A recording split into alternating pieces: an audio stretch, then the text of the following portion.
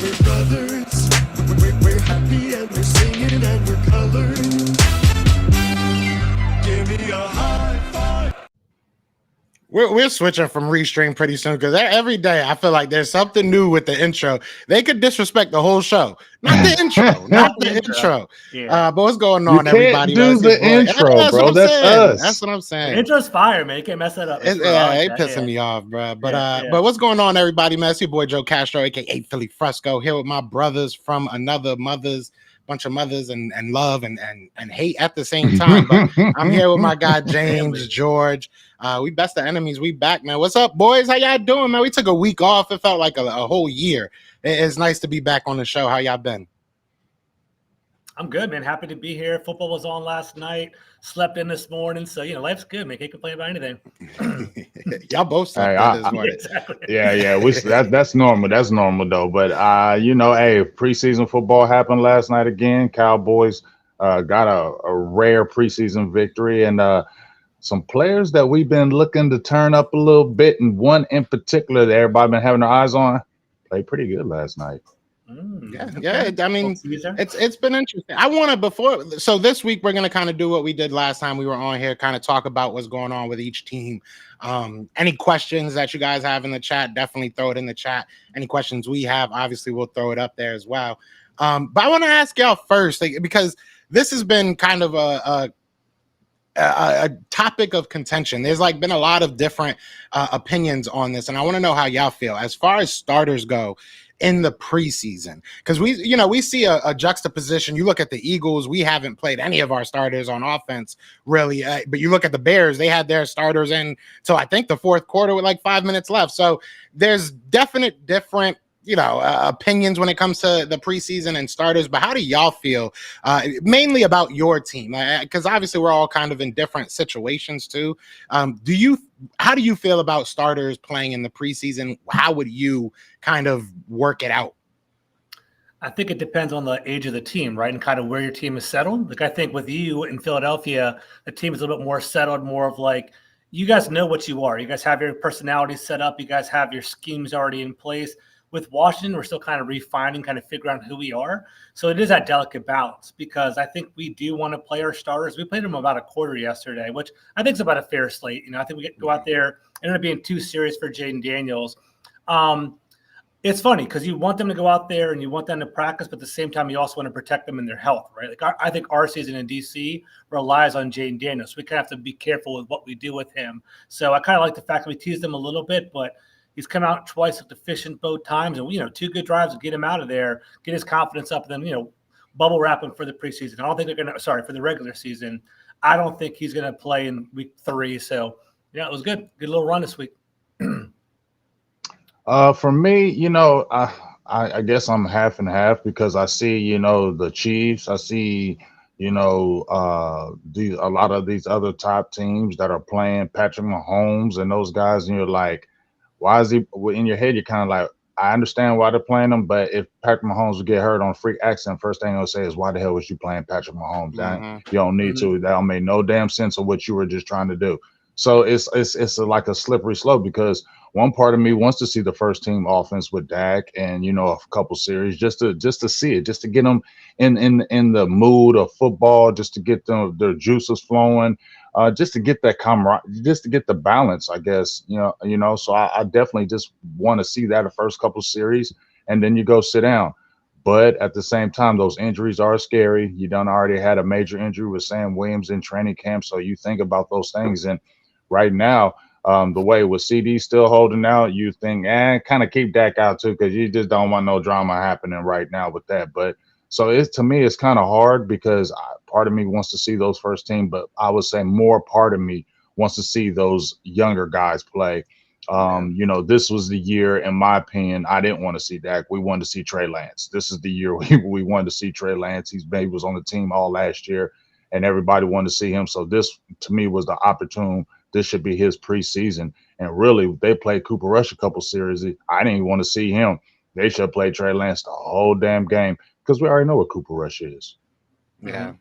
I mean, George kind of alluded to it with the Eagles. We do have we know who we are to a certain extent, but we do have a lot of new players. We do have a lot of new players.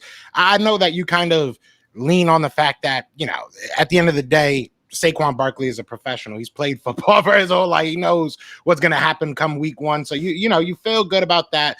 But I think it's more of the fan in me that wants to see these guys play. But yeah, you guys are both right. I think it really does depend on where you are as a team. And I'm happy to see the young guys play, to be honest. I'm happy to be able to see Johnny Wilson out there.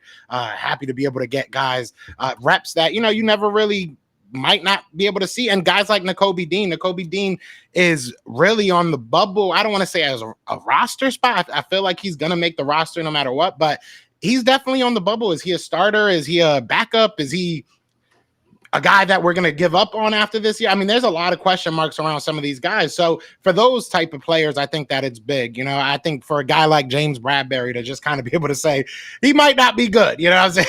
He just might be good. I think for guys like that, it's important to be able to get them out there because even though it's not the top competition, right? You're not out there playing the best players for 4 quarters. It's not a real game, quote unquote. It's good to see what they're going to be able to do, especially in a new system. Right now, we're getting to see Fangio's system, and that's one thing I am excited about. Maybe it's not. I mean, we haven't really given up a lot of points. I will say that we haven't given up a lot of points, but it is preseason. But you see the preparation for this defense now. I said this last year. I felt like we didn't have coaching. Felt like people weren't coached. I felt like they weren't prepared.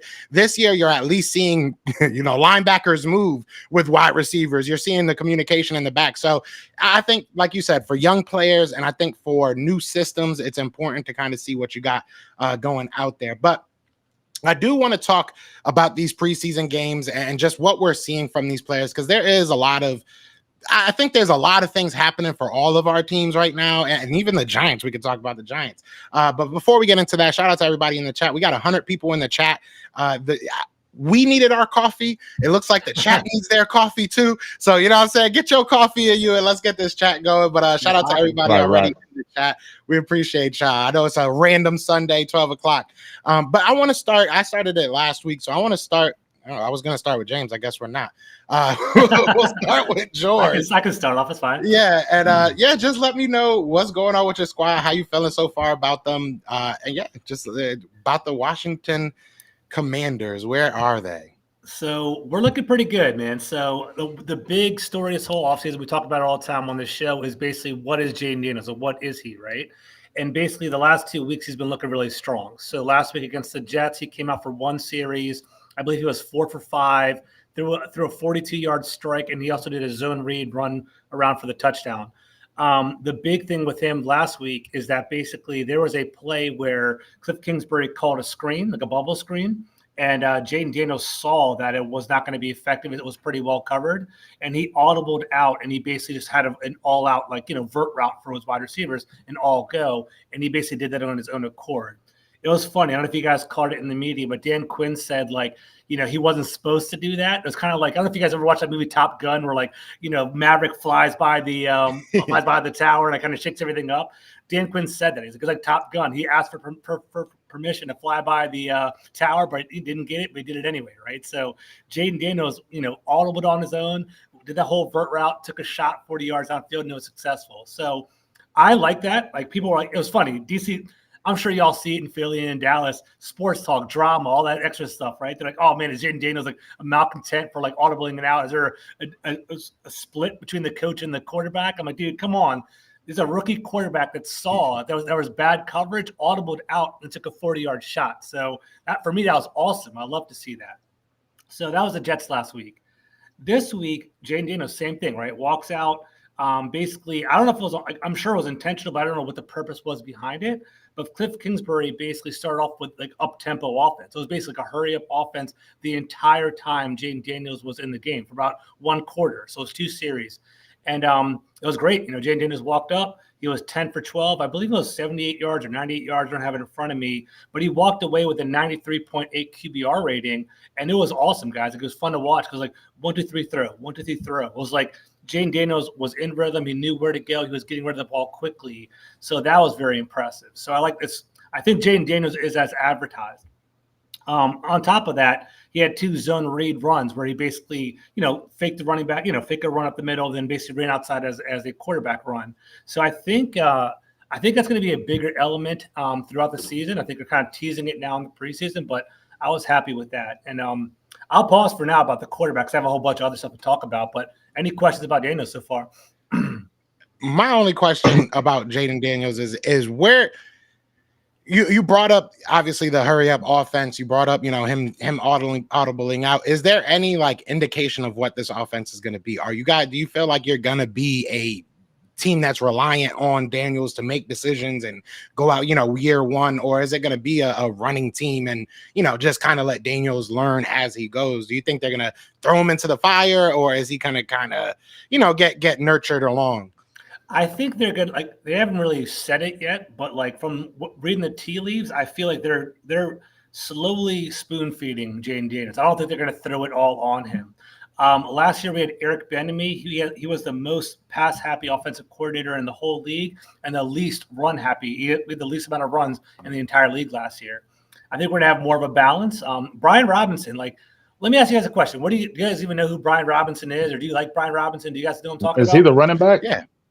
Mm-hmm. Yeah, didn't he get shot last year? He got shot last year, right? Yeah, I'm just saying that's how I remember him. Yeah. He came back from that injury. Yeah, I remember him coming back from that injury and turning up, and he's a good, solid running back. He's young, and I think that's one of the reasons why y'all were looking to move away from the other guy because he came out of nowhere, and turned up really nice, Yeah, exactly. So what I'm trying to get at is Brian Robinson's kind of underrated around the league. Like, no one really knows about him, to be honest with you. Like I told you last time, I think he's like a Rashad Penny, like Chris Carson kind of type. He's a bruiser power back. He can catch the ball a little bit too, kind of floating around 1,000 yards rushing. I think we're going to run a lot with him, and I think they're going to try to take away the pressure from Jaden Daniels. Like for me, it's just total skepticism. I'm thinking outside. I think they're going to run the ball with Brian Robinson. I think they're going to incorporate like RPO to kind of slow the blitz because, our offensive line isn't strong. So we have to kind of like manipulate the offensive line. And I think there'll be some zone read with Daniels running as well. But all that being said, I think Daniels is a good passer. Like, I think people think of him as like Lamar Jackson, like early Lamar Jackson, or more of a runner. I think Daniels is a passer that runs as opposed to a runner that passes, if that makes any sense. So I think Daniels is going to get rid of the ball. So we'll see. I respect that. If you got a question, James, before you keep going. Well, I think just with me, I just feel like they're going to throw Jaden Daniels right in there in the fire. Like, he came in the first few possessions. He looked calm. He doesn't look like obviously he's a rookie. Obviously, he's still going to go through those ups and downs. But, from my perspective, I'm like, go ahead and throw him on in the fire. The only thing I worry about him, I don't worry because he ain't on my team. But he is slight. Yes, so, I know Washington, y'all better protect him because he does look slight. And I know they still like to do the RPO, maybe some RPOs, but he looks like, I want to ask you this. Do you feel like he's more the pocket passer? Because he ran a lot of LSU and we saw what he did. But it looks like he likes trying to kind of stand up. Do you think that they're going to kind of protect him and kind of keep him more of a pocket pass instead of like getting him out there because of his slightness as far as his build? I think they're going to try to hide him. I don't think they want to expose him to too many hits. So we'll see how that works out. I think he's going to get, like, from what I've seen, because obviously when you go to training camp, they block things off with the real plays and all that. I think that they're going to try to use him as a pocket passer, but maybe bootlegs and manipulate the pocket a little bit. Maybe the RPO, like I talked about, because the RPO that freezes the blitz, right? You can't fully commit and blitz on the running back. You have to make a decision. So they're going to do that as well.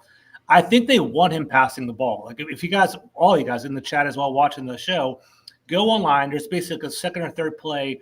Jaden Daniels did a zone read and gained like 15, 16 yards, and he didn't slide. He basically was like, took like a slight hit and went down, and Dan Quinn like berated him on the sideline. Yo, get down, like yelled at him, because I don't think they want him being exposed to that. I think he's smart enough to not be like that, but you never know. You're an athlete. You want to commit. Now, you're right, James. That was the knock on him. He would get lit up when he was out in the open field. He would have like comical hits against him. So I think they're worried, I think they're going to try to protect him in that way. A little segue. the big thing in DC last week, the drama around here. And I want to hear about all y'all drama, so you got to keep it real with me too. The drama around DC last week was who was the wide receiver too. Like that's the kind of the big thing. I don't know if you guys caught that.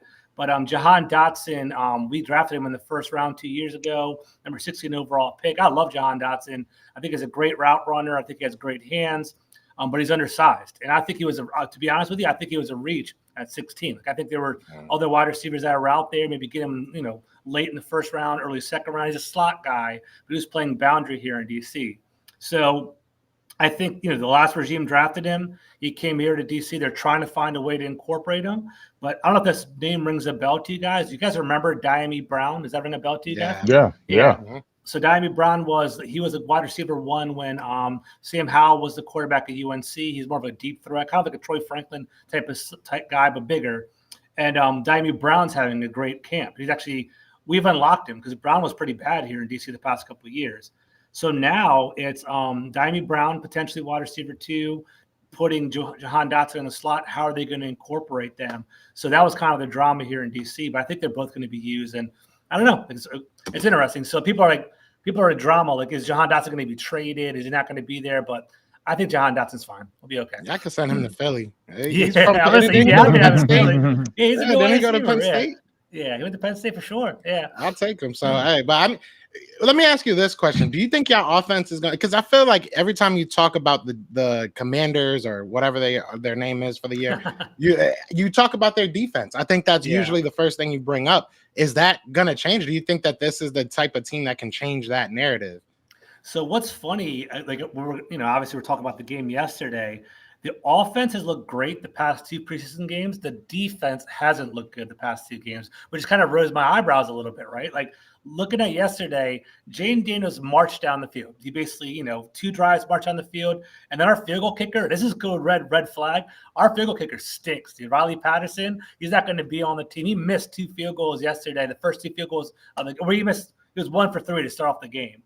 So he kind of ruined it there. I think our offense is going to be pretty good. I think the only thing I'm worried about, and Drew's asking about it, the offensive line. I am kind of worried about the offensive line protecting Daniels. That is a concern of mine. I think Brian Robinson is going to be a good running back. I think he's going to be a good power back. I think Eckler is going to be a good kind of scat back out of the backfield. I'm not worried about McLaurin. I think a little secret, I think that's going to pop out is Ben Sinnott, guys. You and I talked about it last time. He's kind of been like a blocker fullback during camp, but I think he actually, when he catches the ball, I'll put a clip in the chat or something like that, or, on our feed. Dude, he's hard to bring down in the open field, man. He's a pinball, knocking people out. So I'm excited about that too. So I think our offense will be pretty solid. I think it's gonna be better than people expect, in my opinion. But I'm worried about our defense. So you did answer Drew's question. Somebody in James' chat actually had a question about the Commanders as well. And it was about Emmanuel Forbes. It basically just asked what about Emmanuel Forbes? Man, throw him away. Yeah, you talk about slight. That boy's he's slight. All of us have that one guy on the team, right? So Emmanuel Forbes is that guy, the guy that basically people just crushed in media, right? I think it might be Dak for the Cowboys. I don't know who it is for maybe Jacoby Dean, maybe. I don't know who it is. Yeah, we got a couple. Yeah, a couple. Emmanuel Forbes is that dude. People light Emmanuel Forbes up, and it's justified, man. I'll be straight up. I'm always gonna be straight up on this show. He gets tore up, man. He's small, and I think it's a mental game. I'll be straight up on the NFC East pod. AJ Brown broke him, man. That one game against AJ Brown. Yep. AJ Brown broke him, and his mental is gone now. He bullied him because, dude, it's like 165, 170 got 5 going. I don't even think he was that, dog. I don't even think he was that. He's lying. He's lying. Yeah, he lying. He like 150. He like 150. Yeah, 150. He 150. He 150, dog. Yeah, I wouldn't be surprised, right? So he got cooked. He got cooked, and like that, and he's also small, so he doesn't help out in the run game. So between both of those, he was actually like starting to get benched as the year went on last year. But we'll see what happens. So far in camp, he hasn't been good. There was one game where, we had 2 joint practices. I don't know if you guys know that. We had a joint practice with the Jets, joint practice with the Dolphins. Garrett Wilson was cooking him during the joint practice. And like, there's one video, you guys should Google it. It was funny. It was like some little 10-year-old kid. He was like, Emmanuel Forbes is trash. Garrett Wilson's going to burn him. He was like recording the video. And legitimately, Garrett Wilson, like right after he said that, Garrett Wilson burnt him and cooked him. It was a really embarrassing, bad video. So Forbes, I'm worried about. We'll see what happens. The one thing that I will say is on my show, I had Lake Lewis, who's a beat reporter for the Commanders. He was on my show. We were talking. He was like, George, he's like, dude, last year the defensive backs coach was trash. Like he was legitimately, he went from high school coach to NFL coach. Like there was no college experience. And Lake Lewis was like, dude, he said, why would you ever do that, right? Why would you ever do that, right? So basically what ended up happening is like, George, view Forbes as this is his rookie year. Now he has Dan Quinn and Joe Witt. Maybe he'll get developed better. Maybe he'll start playing better. We'll see. So Forbes is like, we are worried about him in DC. Like every week when you turn on the game, we got to watch Jaden Daniels on offense, Emmanuel Forbes on defense. That's how it is in DC right now. Yeah, because I just want to say this about Forbes. Small guys, I feel like, in my opinion, can play on offense because, you can punt return with them. You can throw them in the slot. You can go deep routes. You can kind of hide them. When you're that small playing defense as a corner, you can't be hidden. You're not hidden. They will exploit you. They will expose you immediately. They will target you almost damn near every single play because you're just not big enough. And just like you said, I totally agree with you. That A.J. Brown game broke him. The way he was physical with him and manhandling him all game, I think that got into his head for like the rest of the season. And the tape is out, right? Once some team sees it, they all going to see it, and they're all going to attack and do the same thing to him. And I feel like it's this confidence thing now. And you just can't 155, 160. You ain't tackling in the NFL. They're coming after you every play, every single play. I remember we had when I coached, we had a little guy on our cornerback position, but he was a dog. Like he was really, really small, but he knew angles. He was a little bit thicker. He knew angles, how to tackle. But you best believe at the beginning of every single game, y'all, they started the first play of the game. They went after him.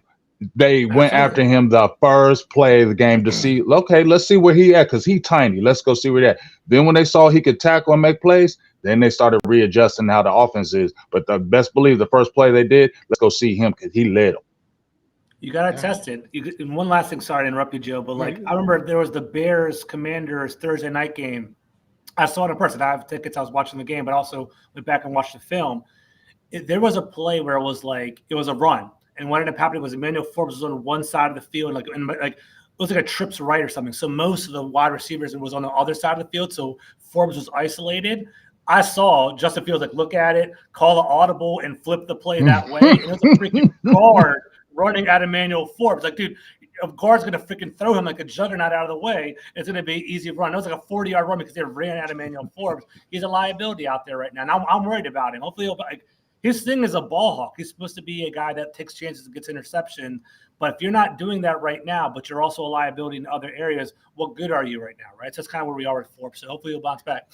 The crazy thing is I liked him in college. He was actually kind of like physical in college, which is kind of weird because like he's small. He's always been small, but he was kind of physical in college. And it was one of the things that was kind of a knock. He was a little bit too physical because he wasn't that strong. And he would get beat a lot in that physicality. But he is a good player. So, I mean, he was a good player. The NFL is a totally different, beast. And I hope he figures it out. I never, we sit here and make jokes, but I never want to see somebody's dream get shattered because of A.J. Brown. That's just hurtful. But shout out to everybody in the chat, Bill. We got 200 people in the chat. I do want to say Restream is like screwing up for some reason, and they're not showing the James chat or George's chat, but I am looking at y'all chats. So if you got any questions, like I said, I saw the other question for George. If you got any questions, if you want to ask anything to anybody, just put it in the chat and I'll definitely get to it. Give me a second. I might not catch it early, but and if y'all see in y'all chats that there's questions, feel free to cut me off and tell me to shut the hell up. But yeah, shout out to everybody in here. Be sure to hit that like, hit that subscribe, join the family. So I don't have any more questions for George. James, do you have any questions? I know no, you. Sir. I know you want. I got one. George said he ain't even gonna play around. I ain't entertaining that, but I ain't letting it go. I'm not letting it go. I heard the rant last year, and I know he your captain, but he said we got to start winning. Maybe he gonna have more belief this year because you got the Jaden Daniels. It might look good. You got the new coach, but daggone, he at the end of his deal.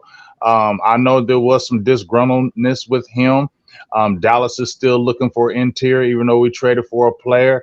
I'm still saying, why not? I mean, if Dallas, we got a full safety room. We got a full safety room. We got some players that possibly we could deal. And from what I believe, we're going to have a plethora of picks next year. So we could offer a legitimate picks. Would they listen? Would they listen if Dallas came with a player and let's say a third rounder? So to frame this, he's asking about Jonathan Allen, by the way, on the chat. I think absolutely not. You know what I'm saying? So if you throw me Micah Parsons, CeeDee Lamb, maybe something like that. No, come on, no. I'm messing around now, but no, I don't think he's going anywhere. I think he's super happy. Like last year, he was miserable and it was ugly here in DC. Like Rivera, Jack Del Rio. There was drama between Chase Young and Jonathan Allen. Like there was cliques in the locker room because basically John Allen's kind of like that. Like he's an Alabama tough. He's that guy where it's like I do what I'm supposed to do. Like I listen to Nick Saban. I'm focused. Like I don't talk back. And Chase Young's kind of like that Flash. He's like I'm Ohio State. Like I'm gonna go whatever. I'm a freelance. I can do whatever I want. And they basically both have their groups in the locker room that kind of like their own people. But Chase Young is gone now. And I think Jonathan Allen's happy with that. No one said it out loud, but everyone kind of whispers that. So Jonathan Allen's happy about that. I think that's going to be the strength of our team, man. Jonathan Allen, Deron Payne, Johnny Newton as a defensive tackle, rotating those three. I think it's going to basically prolong Allen's career. And for those of you that don't know, Allen's from Virginia. He basically is from Northern Virginia. He was a Commanders Redskin fan growing up. Unless they totally do him dirty, I think he's going to stay in DC. I don't see him going anywhere. What about Ridgeway? Ridgeway, I think he's going to make the Eagles player, bro. You on? He's on all three of our teams now. Yeah, bro. Nah, but I think he's going to stay here too. I think if anybody, you guys can have him. I'll give him away to y'all. Philip Mathis or Fedarian Mathis. You guys even know what I'm talking about? Yeah, I know him. I liked him out of college. He was a second-round pick out of Alabama, and we took him in the second round maybe 3-4 years ago, and he hasn't done anything. He maybe played 1 or 2 games in this past couple of years. He's been a complete whiff of us in here at DC, so he might spring available. You might get him, but he can't stay healthy, can't play. Might be worth a shot, but I don't know. Now we'll move to James next and listen to what's going out there in Dallas because I know there's drama out there. But before we do, one last thing I want to throw at you since we're talking about trades, George. Yeah. People in the chat are saying that they'll trade Forbes for Bradbury. Would you ever do that? That's trash for trash, basically, right? Trash for trash, but I'd rather have young trash, right, and cheap trash, right? That's what it's down to, yeah. Because Forbes is still on his rookie contract. He's a second year. He says potentially a 5th-year option if we want him in that way. I think Forbes can be coached up. I'm not sure. So Bradbury's been completely awful. I wanted Brad. It's so funny. Last thing I'll say before we move on. I don't know if you guys, we talked about it before. We were called the Commanthers, Commander and Panthers, but basically when Rivera was here, because he was always grabbing Panthers and putting them on the team. But the one that he didn't get was James Bradbury. He's the one that I wanted. We got Norwell and all these other trash players. I wanted Bradbury, but I guess it sounds like he's washed. I haven't. No, he's great. He's one of our best. I don't believe you. The floor is yours, James. Talk to us, man. What's going on out there in Dallas? Well, obviously, everybody still knows about the CeeDee Lamb, Dak Prescott thing. I don't really, we 1 minute we hear it's gonna be this week, then we hear it's gonna be next week, and now we're supposed to hear, this next week is gonna be this. Obviously, we heard about the offer and really the structures, the guarantees, those things are really the kind of the hold up. I don't like it. I don't like it. I just feel like when you got a star receiver, and I definitely understand why he's doing it. I definitely understand. So I ain't mad at Lamb for what he's doing because from what I heard, he has no guarantees right now. His guarantees are up. He's getting paid are up.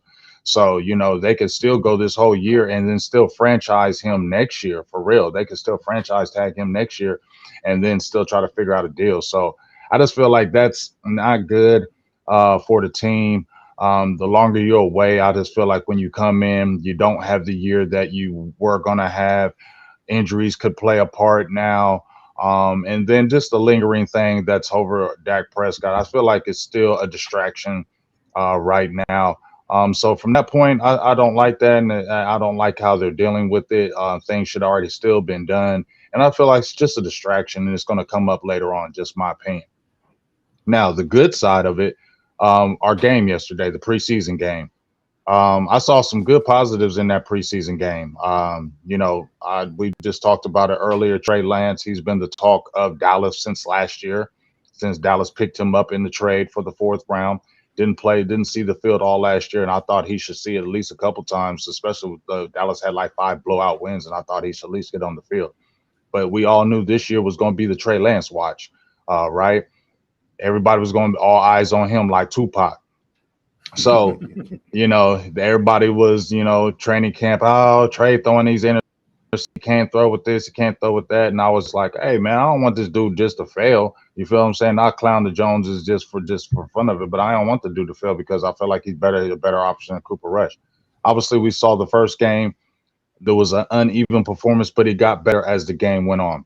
This game right here, we had a debate last week of who should be the number 2 quarterback, Cooper Rush or Trey Lance. And I said Trey Lance. He offers more than Cooper Rush. I don't care if Cooper Rush won games a couple of years ago. That defense played lights out. The running game was good. And then you played Washington Commanders and you played the Giants. And during that period of time, and those aren't good teams. See, like, oh, Cooper Rush, right? Cooper Rush is what he is. You don't need to see nothing from no Cooper Rush. We already know is. But we need to see what Trey Lance was, right? And in that game yesterday, he's to continue to show what he can do, right? Nobody's jumping out there like, oh, Trey Lance. Nobody's doing that. But when you look at the improvement from game 1 to game 2, he gives you that running option. Again, he was the leading rusher on the team. He got out of plays. They were able to run some RPOs from him, get him outside. And, man, Trey Lance ain't no little dude, first of all. No, he ain't a little guy. He runs with power, and he can really run the ball. Like he's a threat. So when he's coming back there, you have to watch because he can go. Like if things ain't up, he can go. Now, does he still need to get together as far as his anticipation? You could still see he was kind of struggling with that.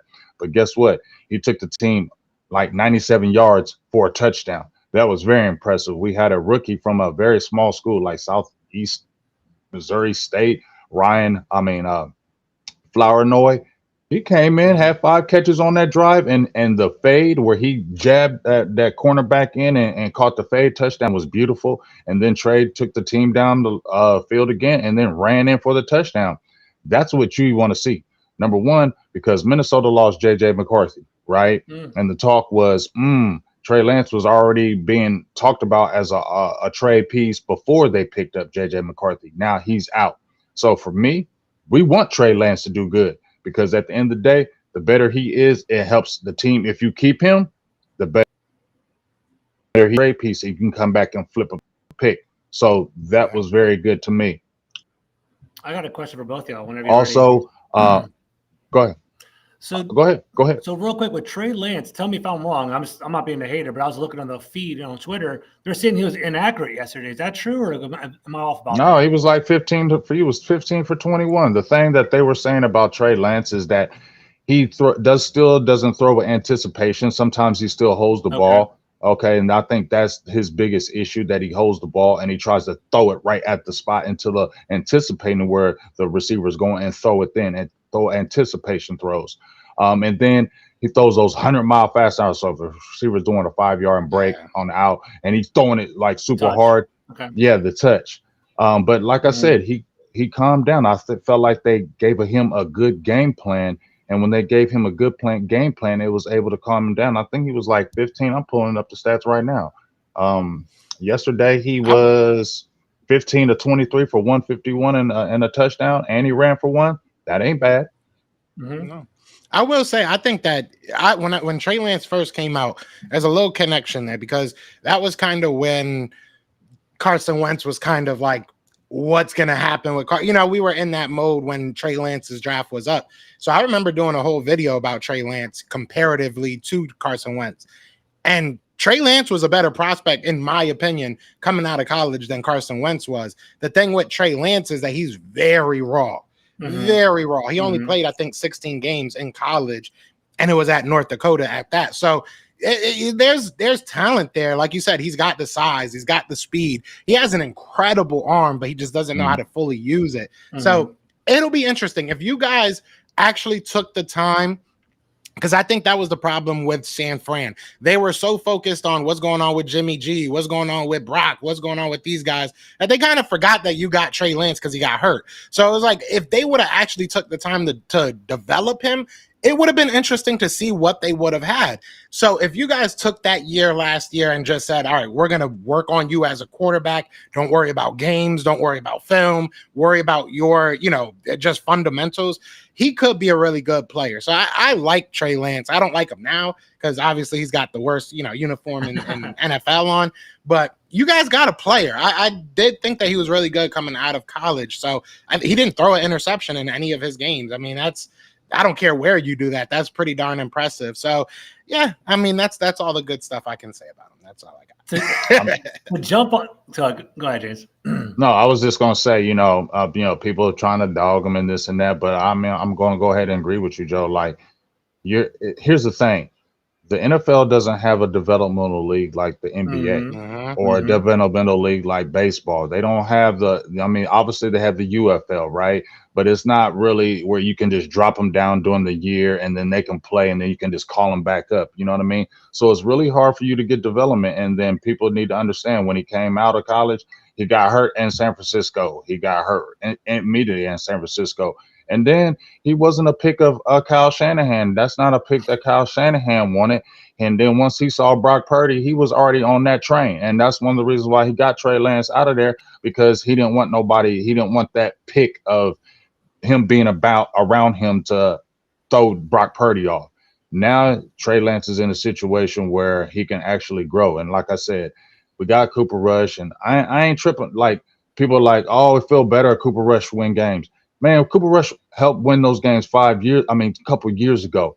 That don't mean Cooper Rush going to come in right now and win games. He can't run the ball. He doesn't have an arm.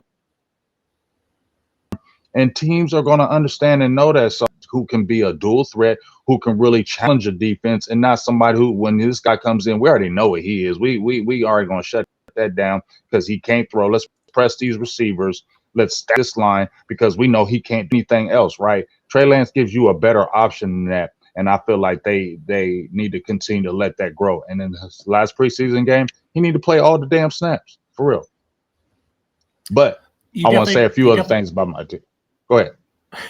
I was gonna say, you definitely got to figure out what you have in Trey Lance, right? You have to kind of, fulfill that whole experiment, kind of see how it all plays out and see how you feel about him. To be honest with you, I wasn't a fan of Trey Lance coming out. That's not me being a hater. I just felt like he was inaccurate coming out of North Dakota. And I think we talked about it. He's raw, right? Him and Anthony Richardson were the kind of same profiles coming out of the college draft class. I don't know if you guys know this. I was doing some research and reading about this. But when Trey Lance was getting recruited by the 49ers, that was during the COVID era. So they basically couldn't necessarily interview him. They couldn't necessarily see him up close. They couldn't necessarily watch that many practices. It was very limited. And there was only one time where the 49ers saw Trey Lance in person, and it was a raining game. And I think he had like one touchdown, a bunch of inaccurate passes. And they kind of were like, it was like confirmation bias. Like, oh, he's still got the talent, but it's a rainy game, and they kind of went that direction with him and still drafted him. So I kind of feel like Trey Lance is kind of a really raw product. I didn't think he could build around him, but maybe if you develop him in Dallas, maybe he can pan out. One last quick question, Joe. You can keep it real quick as for you. We talked about J.J. McCarthy and backup quarterbacks in Minnesota. Maybe Trey Lance, Cooper Rush. we have a backup quarterback, dude. Marcus Mariota is trash, right? Am I right? Am I wrong about that? He's trash. No, you're not wrong. You ain't wrong. You ain't wrong. Okay. Just clarify. Okay, he's real trash. Okay, cool. We have him over here in DC. I'm like, why is he even on our roster? He's really bad. Yeah, he's not good. Okay, really bad. Okay, just checking. Okay, you can go back to your program. That's cool. Okay. Yeah. Last year we wanted Tanner. I wanted Tanner McKee to start over him as far as a backup goes. So, yeah. Okay, because we have Jeff Driscoll from the 49ers. He's our third quarterback. We have Hartman too from Notre Dame. But basically, Driscoll cooks whenever he's on the field. Mariota came in last week, was absolutely horrible. Looked really bad in training camp. And then he has like a groin injury now. So I'm like, why is he even on the team? It's all because of Brian Johnson. I think they have a connection there. That's why they're whatever. Probably. Yeah. So it's funny because the 803 Hitman got it perfectly right. He said, Castro, you heard about all this QB talk. I am. It feels good. Go ahead, James. Yeah, sorry, Jay. Sorry to interrupt. I just wanted to dipstick on that. No, you're good. I think there's another thing I was talking about. I brought it up yesterday when we were talking about the 50. I did a 53-man roster. And on the running back, I put Ezekiel Elliott and I put Rico Dowdell. Rico Dowdell still needs to play more because he does have explosiveness, but I was already like away from the Zeke train. When he came back, I wasn't jumping up and down about no Ezekiel Elliott, get him inside the 20 or 10-yard line, score touchdowns. And then I was like, man, Roy, why do you have Royce Freeman? What's he really doing? But you know what? When you watch games change things, right? Games change minds. Games change things. And I watched Royce Freeman yesterday, and that dude was running with power. He's a load. He was running with power. He was running with guys over. And then when I saw Rico Dowdell the first game, I'm like, he still got some juice. Now, I ain't trying to just go crazy, but I was like, Deuce Vaughn ain't making it. Too little, too small. They don't know what to do with him. That was just a failed experiment. He played in that Raiders game. That little motherfucker was running up the middle. I mean, he's not afraid that he did it in college, so it's not like he didn't do it. I mean, he's got them good, quick jitterbug moves. I'm like, maybe if you find a role for him, I want him. Don't just have him on the bench sitting there, and what's the point? Use him as some gadget plays, get him in there. And so for me, I ain't tripping on Zeke got to be on the team. I already said to Cowboys name, Zeke don't got to be on the team with me. Rico Dowdell, you could go with a Royce Freeman, ran with power long as he stayed healthy. You got a Deuce Vaughn who you could mix and match and do other things with. So I ain't on this Ezekiel Elliott thing still. Also, we had some receivers step up. Our fifth round draft pick, fourth round, I think. I remember I told you about Flournoy. He had like 5 receptions for the touchdown. CeeDee Lamb being out has helped the other guys, right? Jalen Tolbert has continued to step up. Jalen Brooks.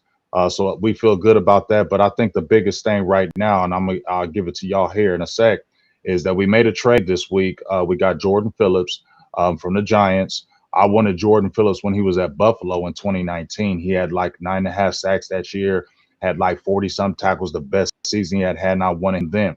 Dallas always does a circle back. He played in that game, and he was taking on double teams. He was getting a good push in the pocket. Dallas needs defensive tackle help. 6'6", 340 pounds. Dallas needs that. They also went out and got Carl Lawson from the Jets. Now, he's been an injury guy, but he's been very productive. Marshawn Nealon, our second-round pick from Western Michigan, I believe. Mm-hmm. He looked good. Now, we've been all liking him, but I said, I don't know if he could be sack guy because he only had like 4.5 sacks. He reminds me more of a D-Law where he's going to get you a lot of pressure. He's going to be stout in the run game. But he looked like he was getting in that backfield a little bit, and he's looking good. He's looking real stout. Maris Lefalo, Joe, you know how me and him talked about him. We hyped about him. I'm going to tell you that right now. That man come in like a heat-seeking missile. And special teams, he was playing that linebacker position like you wanted him to. Very aggressive. I love this smart guy. Really loved the way he played. They traded for Andrew Booth. He was real scrappy in that game yesterday. I really like what he was bringing to the table. We also had Carson. And I'm going to just say this one more time. Julius Woods, my dog, Julius Woods from Columbus, Ohio, baby, needs to make that squad. They had him in the game yesterday, put him in there for a safety blitz, put that man in the backfield, 3-yard loss. That man is physical.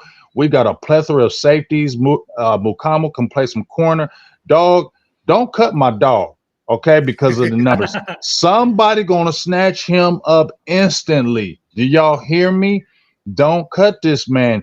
He is somebody you want for the future. Don't try to play that game that you played with John Ridgeway, trying to cut him and then think he gonna go fly through waivers and the Washington Commanders watch every damn player we go, oh, they cut him, let's take him. Don't do that, because somebody gonna scoop him. Julius Wood, the mean, he can be something great for this team down the line. I'm trying to tell y'all. But defense felt better today. Last night. Let me throw a question out there real quick. I think all of us should do this. We should all share the concern of the team. There's a lot of glowing praise from the Cowboys. We all Kool-Aid right now. It's all good. I just want to hear, what's one concern you still have in Dallas? It sounds like the pass rush. If you guys are getting Jordan Phillips and Carl Lawson, that means you're not really generating that much right now. Is that true? What are your thoughts on that? Oh, that's definitely true. That was our biggest problem. Defensive tackle help is because Mozzie had an allergic reaction in practice. I don't know what that's about. So he missed the game. You know, that's still frustrating. I'm still not, sold fully on Mozzie. I'm just he was not a run full. stopper in Michigan. He was in Michigan, right? I thought he was like a run stopper. Yeah, they said all that, but we need to see. I'm just not really sold on him. I'm gonna be honest with y'all. From my opinion, just from me, my perspective, my opinion, I don't feel like everybody has to come in the league and love football. Okay, you don't have to come in and love football. I get it. You love the money. I get it. Mm-hmm. But it just feels like I just feel like he's like, I gotta play. This is what I gotta do. I'm big. I'm strong. I gotta do this. You know what I'm saying? So I just don't know where the mentals at are still. In my opinion, I'm still leery of that. So getting Jordan Phillips is better. But even Stephen Jones said they're still going to be looking along the defensive line. I still feel like they do. Carl Lawson, I think, is a good addition, but he does get hurt a lot. But he's not going to be called to be a savior here because you got Michael Parsons and D. Law. But still, you guys got Dorrance Armstrong Jr. Y'all got Fowler too, right? Did y'all get Fowler too? Fowler and Colin Farrell. We have all three. All right. So y'all got all those guys. That's left 13 sacks from last year. Those guys are really great in that part-time work. I still feel like I'm still looking at that edge in that middle, still looking at, and let's make sure that's all the way sold, because Dallas's problem notoriously is the third and fourth quarters where you wear down, you don't have those guys, and then the running game really blows up and busts open. So for me, I think you got those couple guys, and we're going to see. I think that's a better additions to help. Does it put you over the hump? I don't think so. I think you still need to look, after these cuts, and maybe you can find somebody, or maybe find a trade partner. Because I said you got picks for next year that you can wheel and deal. So don't sit on your hands and say, oh, we're done. Continue to look, because you still need defensive help. But I'm telling you that Mike Zimmer, I'm not trying to drink Kool-Aid on him. I'm just telling you what I see. I'm not drinking Kool-Aid on this team or nothing like that. I'm just telling you additions that needed to be made were made, so you can get happy about that. But I don't feel like this took Dallas over the hump, but I feel like it's made the team better. But I feel like Mike Zimmer is the best addition that we had in the offseason, if you ask me. Randy Gregory sprung loose this morning. Do you care about him at all? He's washed, right? He might be. George is sneakily petty.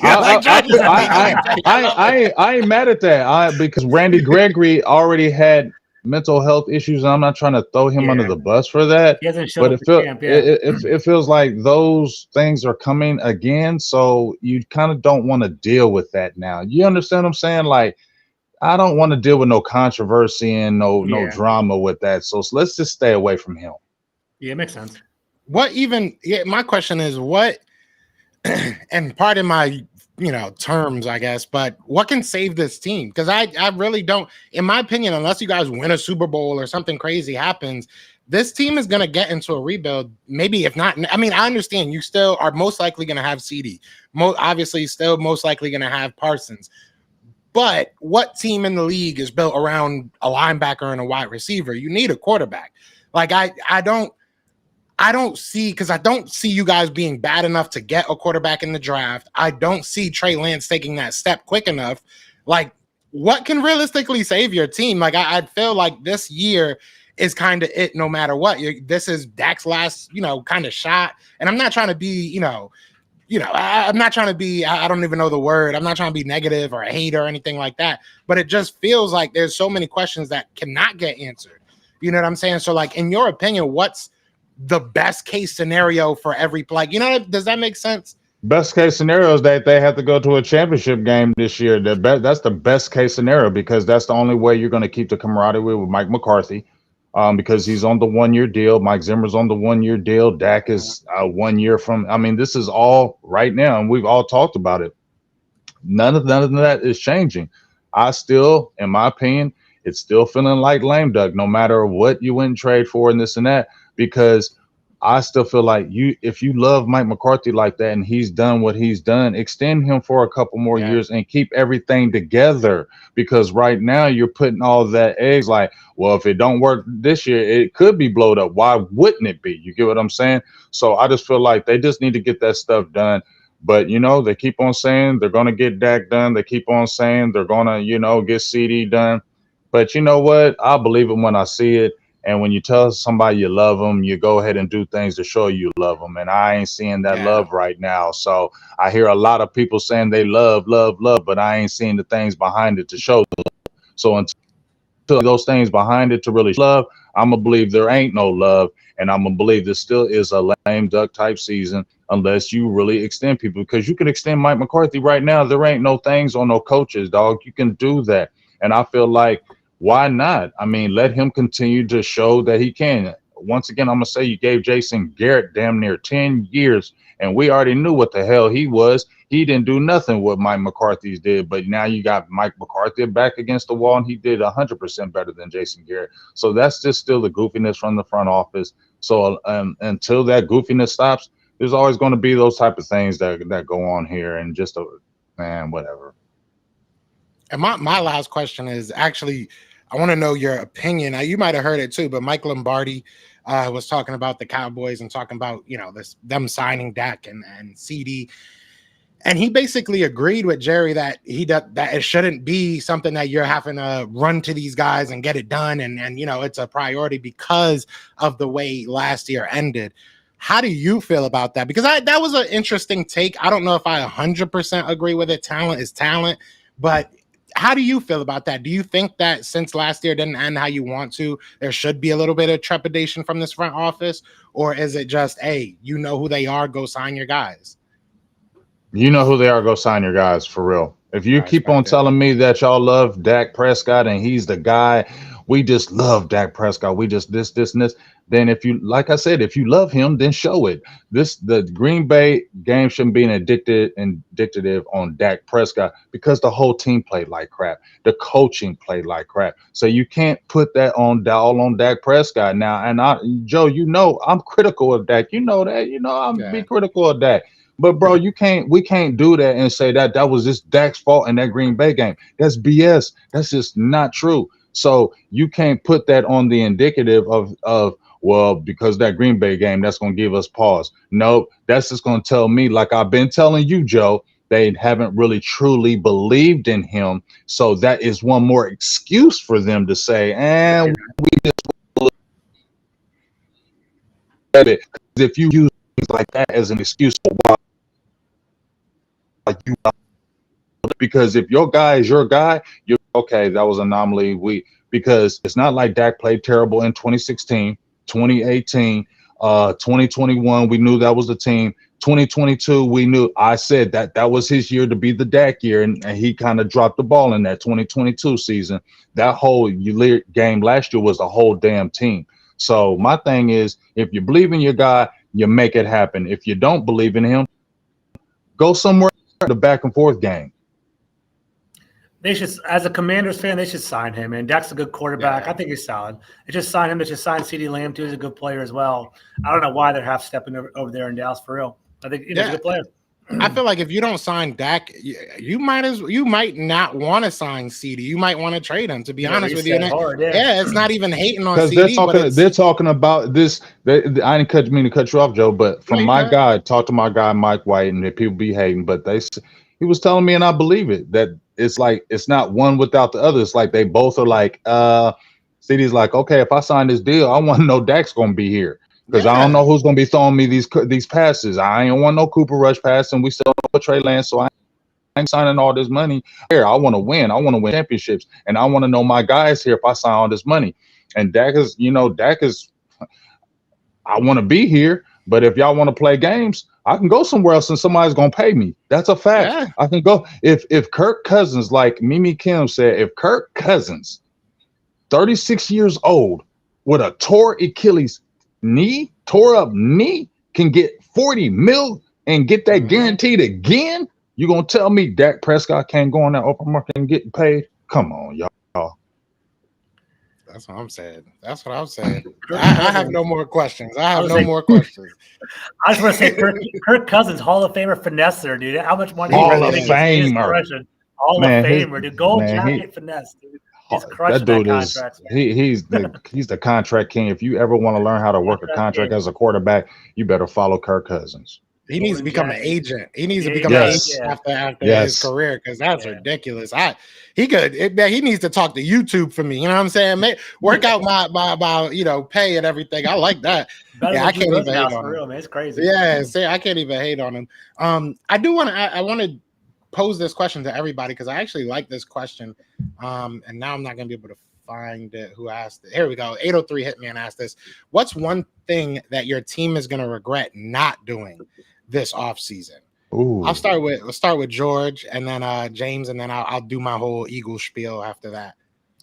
I'll do two of them. So offensive line, not addressing the offensive line. Like I think we got Brennan Coleman.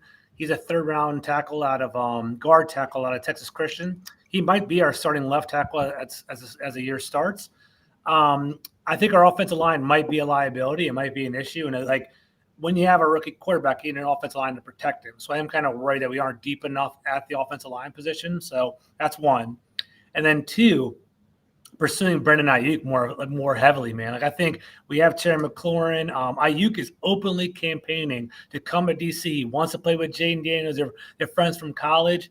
Imagine having Brandon Ayuk, Terry McLaurin, Jahan Dotson in the slot as a rookie quarterback walking out. That would have been fantastic. I think, it would have been worth it. But I also think that Brandon Ayuk, in my opinion, I think he wants to stay in San Francisco, but kind of using the market, kind of using like the media to kind of, just kind of spark things up a little bit. So I see that as an issue. So I would love it if we had another wide receiver to complement McLaurin, and our offensive line I'm worried about a little bit. For me, I'm going to say not signing your top guys. If you said you love them, you should have already signed them guys, got them out the way, and then got a little bit more aggressive in free agency. Wait until the last minute. I think that's our biggest problem. They always wait. And then that's our biggest problem to me. The one biggest regret is they sit on their hands. They wait. And that waiting to me does not help the team in the long run. Get guys out the way, especially if this is our guys. Let's get them out the way so we can do other things and make this team better. And I feel like we know what we are in free agency. We know that. But you can really still make things happen in certain kind of ways within free agency if you take care of these guys and get them out the way. You can do things. And I think my biggest regret is that they sit on their hands and they wait. And that's the biggest problem in Dallas. I respect that. Yeah, I see a lot of different people. I know some people would say, not signing Hassan Reddick. I could talk about players that they didn't sign or, positions maybe they could have filled up. But I'm going to be honest with you, and this is from a fan perspective, has nothing to do with the on-field product. It's not being more clear about what Nick Sirianni is. I think that's our biggest flaw right now is we leave way too open. You know what I'm saying? And there's a lot of conversation and there's a lot of, hey, if we don't do good, Nick Sirianni gone. If we don't do this, Nick Sirianni gone.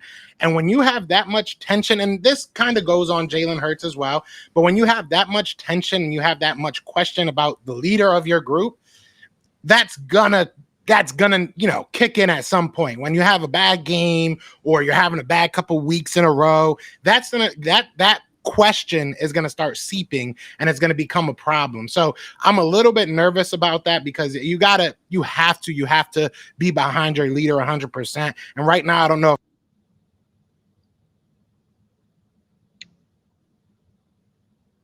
Right. I think Joe's microphone. You're not back. Okay, You're not back on yet. There you Joe. go. Hey, are you good, Joe? Mm-mm.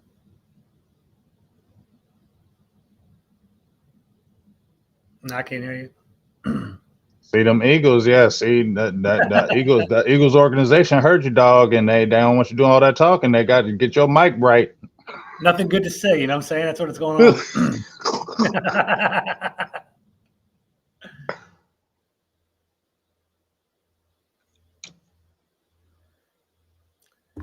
So while we're waiting on Joe, James, are you confident with the Cowboys moving forward? Like, what are your thoughts on the team this year?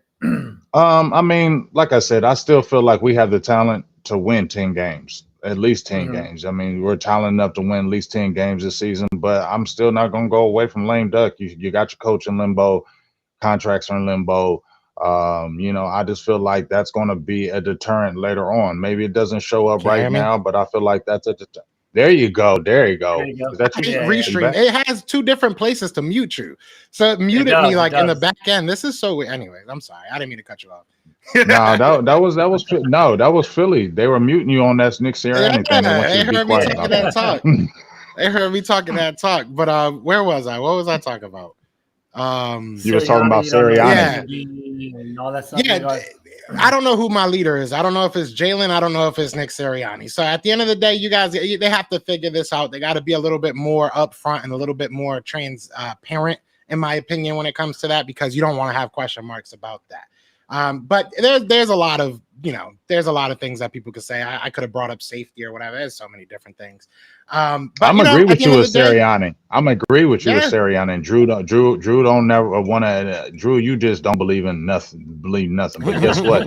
That Sirianni thing is real. No matter what anybody says, that's Nick Sirianni thing is real. And to me, you talk about Mike McCarthy and our coaching, but I told you this is Nick Sirianni's year. If Nick Sirianni with this team doesn't do anything with this team, I don't see why y'all keep Sirianni.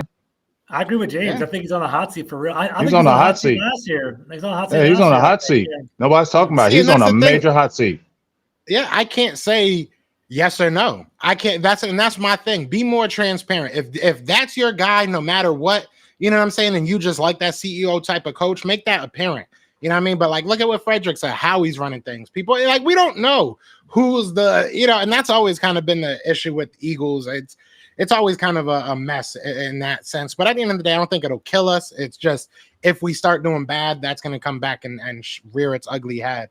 But as far as preseason, man, the Eagles have been in a pretty good position. I mean, we obviously don't play any of our starters when it comes to the preseason games, but we've done the joint practices. It looks like our offense is just clicking. It seems like it's really, all Jalen Hurts has been on an absolute tear.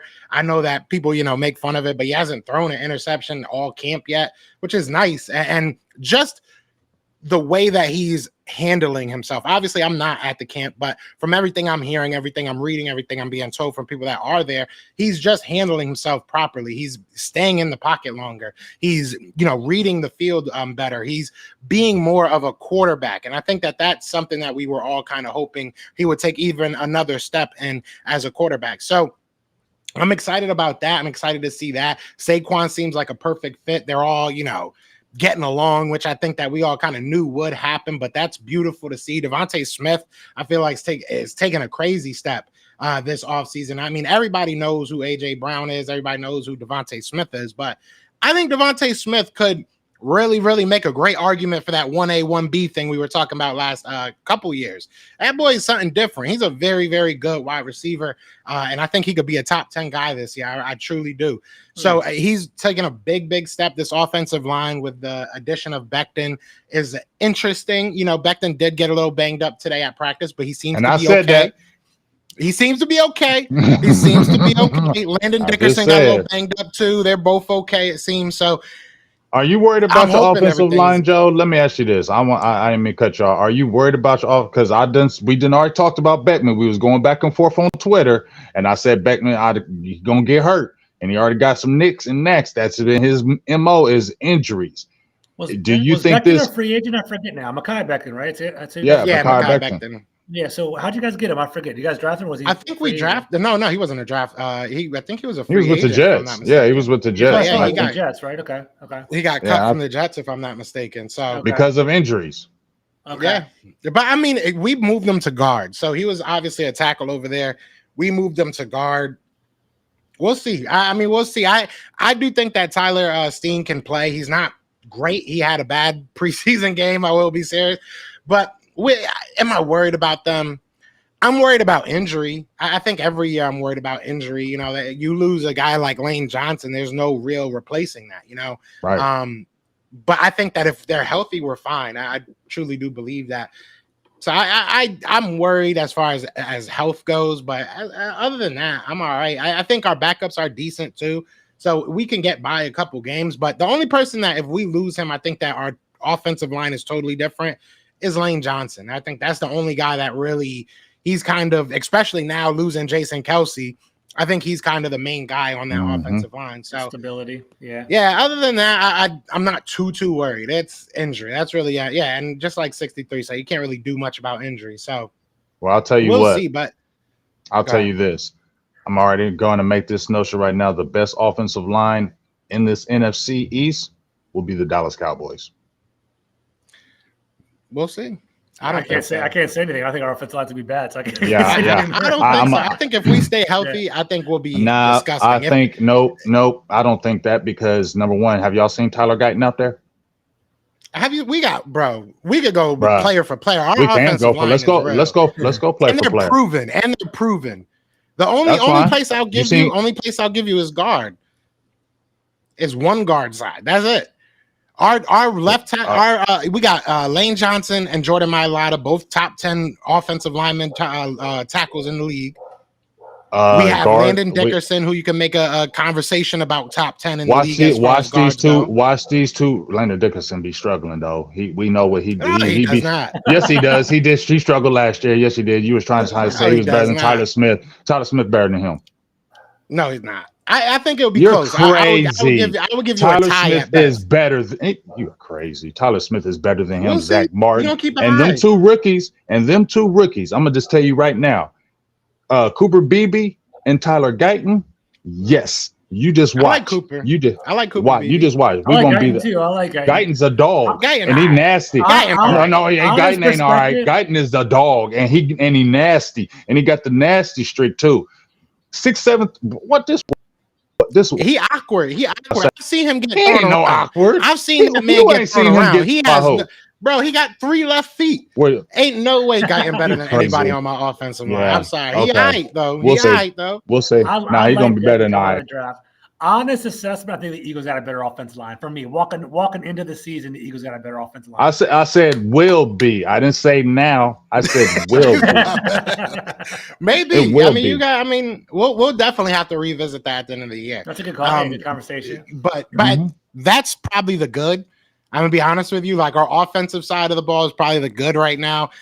Defensively, it's been up and down. I will say that because against the Patriots, but it is the Patriots. I will say that against the Patriots in the joint practice where we had our starters in, we had like 12 sacks on those guys. Like we were just demolishing them, but it was the Patriots. But against our offense, our defense has not been that good.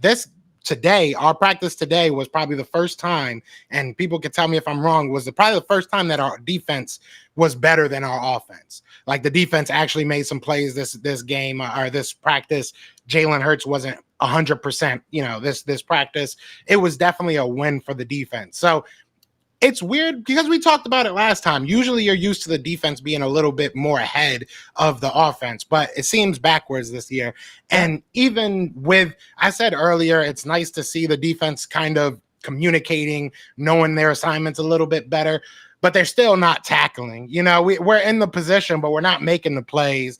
I still don't know who our linebackers are going to be. I still don't know what we're going to be doing at safety. There's still a lot of questions on this defensive side of the ball.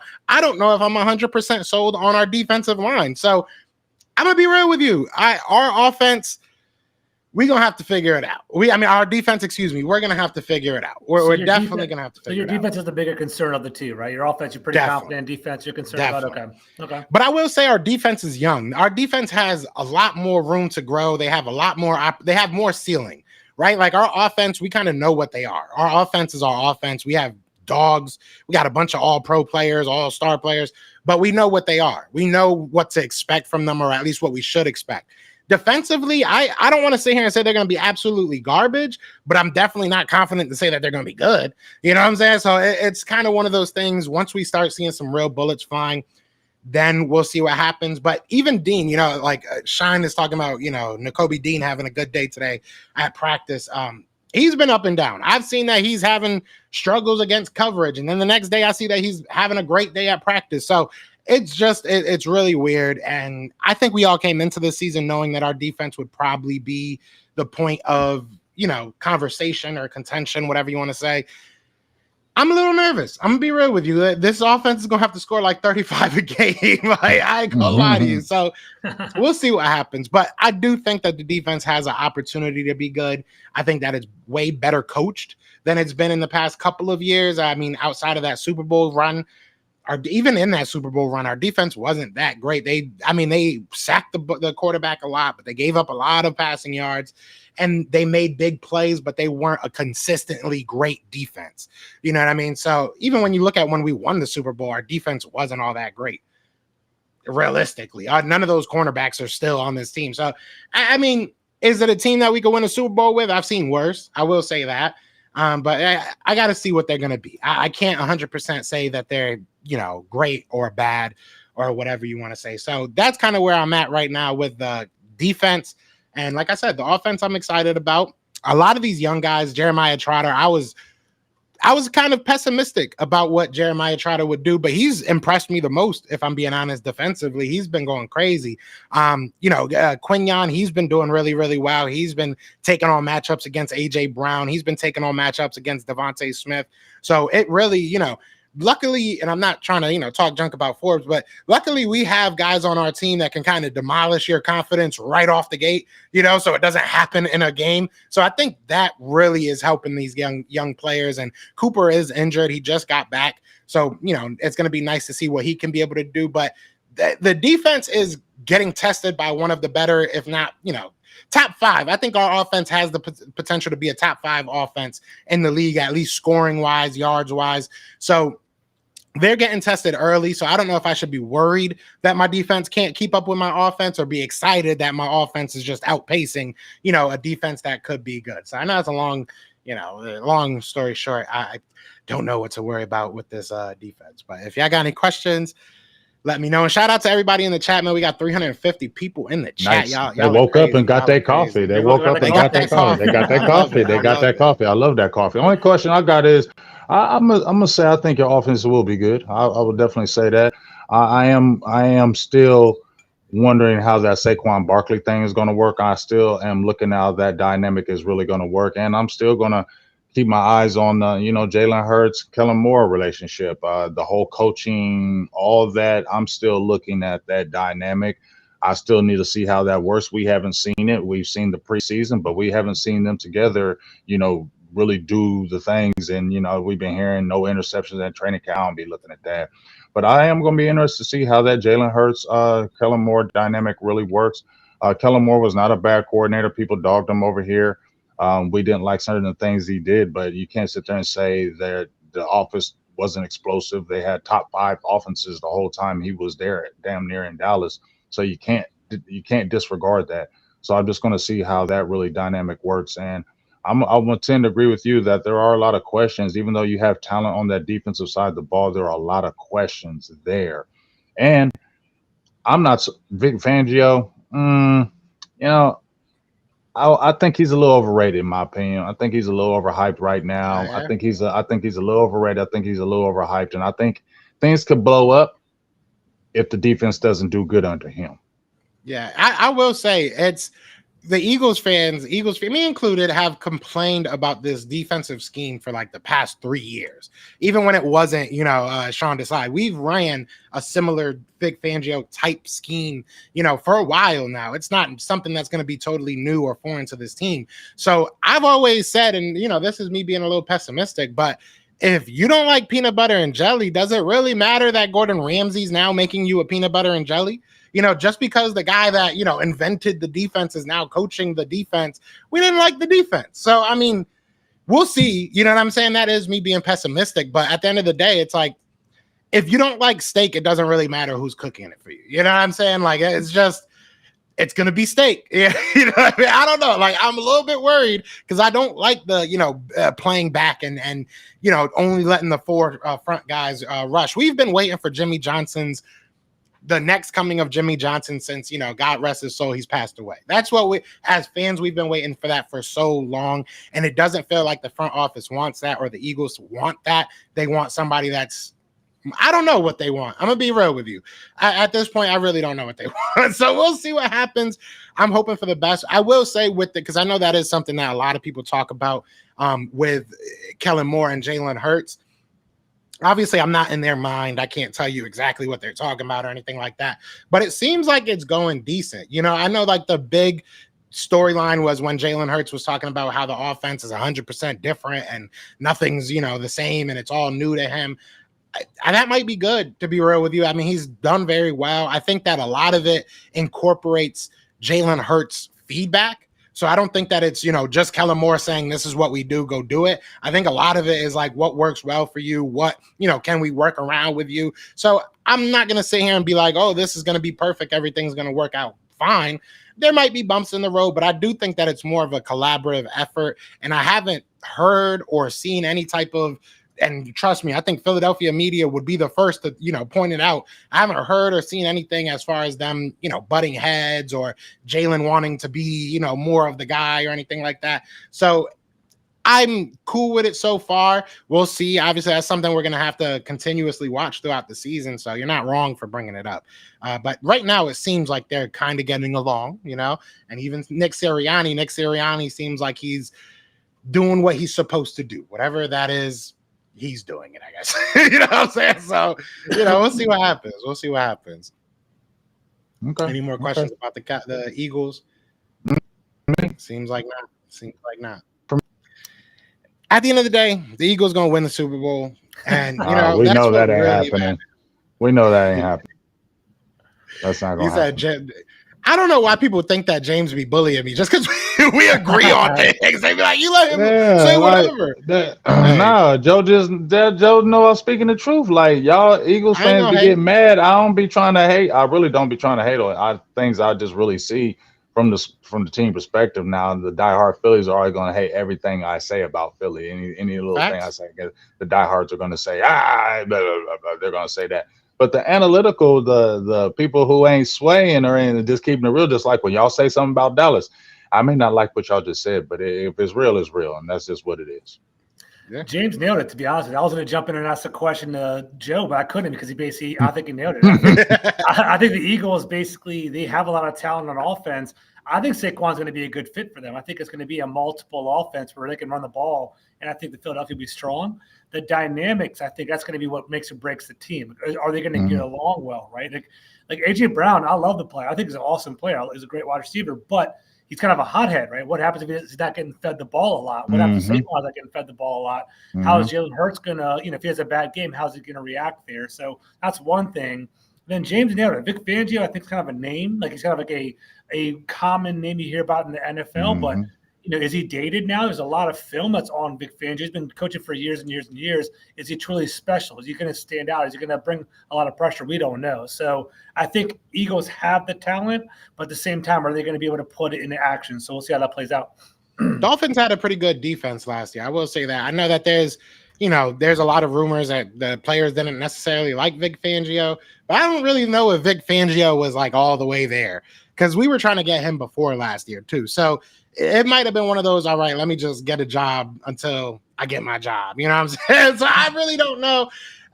He's a professional, so I assume that's not the case. But, I mean, they had a decent defense. I mean, statistically especially. So I'm gonna hope for the best. And they're good on Madden, so that's good for me. That's you know true. what I'm saying? They're good on Madden. So, but I will say, I feel like us three, especially, we talk way more junk behind the scenes than we do when we're on because we try to do it for y'all. I mean, realistically, I think that's what we all get on this, and we turn on the camera and we're like, all right, let's give them the truth. Let's give them what they're probably not going to hear other places. I know a lot of Eagles people, a lot of Cowboys people, a lot of, Commanders people are going to say rainbows and sunshine, but there's three sides to every story, right? Absolutely. So, I mean, we're just trying to give y'all our perspective of the truth as best we can. So I appreciate everybody in the chat, man. This is always amazing time. I appreciate George. I appreciate James. It's always a fun time to do this. And maybe we do need to get some other outside perspectives from our squad. So maybe we'll get your boy. I don't know. We got to get some people on here. We got to get some people on here, get some other perspectives on what's happening in the NFL. But we have 350 people still in here. Thank you so much. Be sure to hit that like, hit that subscribe. Do y'all got anything y'all want to say to these beautiful people before we get up out of here? Just want to say thank you. I appreciate you. Thank you for jumping in the chat. Thank you for the conversations. We appreciate it. If you guys care if you guys are interested, on Tuesday on my show at 5:00, we're doing a film breakdown. Like my friend Nick Ackridge works for PFF and Mark Bullock works for The Athletic. We build a good relationship. We're going to break down the Commanders playbook and the plays that go down over there. So if you want to check it out, we'll be on live. It's Big Doug and Carmi shows, but my main channel, Big Doug and Carmi. Yeah, I definitely want to check that out. And just the thing I'm gonna say too, I just to bounce off George on that, I got a guy that does film breakdown as well, and we've been talking about doing a weekly show, just strictly film breakdown. After we see a game, we just go right to the tape and just talk about film breakdown, just the whole show. And I got a guy in mind. He's very good in these streets. I'm not going to throw his name out there right now because we're still in the works of trying to put it together. So I don't want to throw it out there and then it don't materialize. But I'm definitely thinking about doing that. And we're looking to do it like on a Monday because it's right after the game and you can hit right back and jump right into the tape on. So just keep your eyes open. I like film breakdown because when you first watch the initial tape, you're like, oh my God, he played like this, he played like that, he played like trash. And then when you go to the tape, you're like, yeah, I need to shut up because that's not what happened. It opens your eyes, man. If you actually don't break down the concept, you don't know what's going on. It really opens your eyes. Oh my God, it changes. It changes everything. When you watch that tape, you're like, okay, you need to calm down a little bit because you saw something that totally wasn't there. So watch the tape. Yep. 100%. Yeah, so I'm excited, man. Definitely go show love. Definitely, I mean, outside of this, especially Eagles fans, I know y'all like to talk junk to all these people, you know what I'm saying? But we all family, you know what I'm saying? So some of these guys have been here forever, like Sugar Daddy Williams, Drew, some of these have been here forever. So we've seen each other grow, and having George on this is just it just made so much sense. So we're gonna work on something for next week, and we're gonna have some fun because football is back, less than 20 days away from kickoff, and I can't wait. I'm gonna cry. But it's Sunday. We got things to do. We appreciate y'all so much, but y'all know what it is, man. I am Joe. That is James, and that's my dog George. We are the best of enemies. Peace.